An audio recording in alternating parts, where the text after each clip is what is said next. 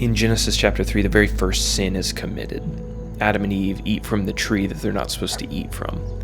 As I was reading this account today and thinking about it, I thought about how this was seemingly just an average day in the Garden of Eden. Eve probably never would have sinned if the serpent hadn't arrived and introduced a temptation that wasn't there before. And this got me thinking about our relationship with other people and how sometimes we can play the role of the serpent and introduce temptation into a scene when it wasn't there before and lead others into sin. I thought of a few examples of how this might happen. Let's say my friends are having a conversation about something completely innocent and normal, and I come up with some gossip that I heard, and I introduce it to the conversation as a topic. And all of a sudden, all my friends start gossiping as well. And all of a sudden, I'm tempting my friends from moving from an innocent conversation to a gossipful conversation.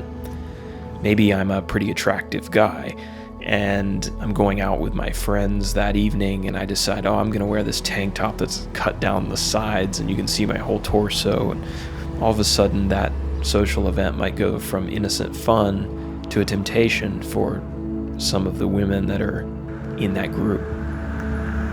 What if I do things or don't do things that I know will annoy my spouse, that will make it harder for them to treat me in a Christ-like way? Maybe it's when I encourage somebody to skip fellowship or Bible study or worship, and in its place to do something secular. Someone can introduce a temptation to despair if they're constantly pessimistic, and they're causing other people to despair with them when those other people should have hope in Christ. Or I might be asking someone to participate in my dishonesty or asking somebody to lie. Maybe I want somebody to help me cheat on my homework and to assist me in my dishonesty. When I'm doing that, I'm putting my friend in a hard position. I'm making them choose between being a faithful friend and doing the right thing.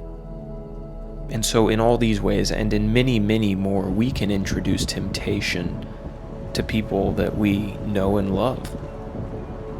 And sometimes we don't realize it, and sometimes we don't think it's a very big deal.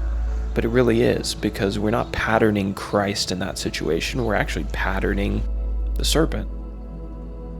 Being careful not to introduce temptation into the lives of other people is a way of serving others. The relationship between Christians should be one where we don't have to worry about being bombarded by temptation when we're together. We should be mindful of the people around us, their weaknesses, their trials, and to do our very best to make things as easy for them as possible, spiritually speaking.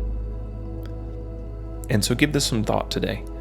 Have you recently introduced temptation to any of your friends? Maybe go to them and apologize for doing that. And then moving forward, constantly be thinking about how you can better serve the people you come in contact with by limiting the potential temptations that they face while being in your presence. None of us lives to himself and none of us dies to himself. We're all in this together. And so let's do our best to make it as easy as possible for all of us.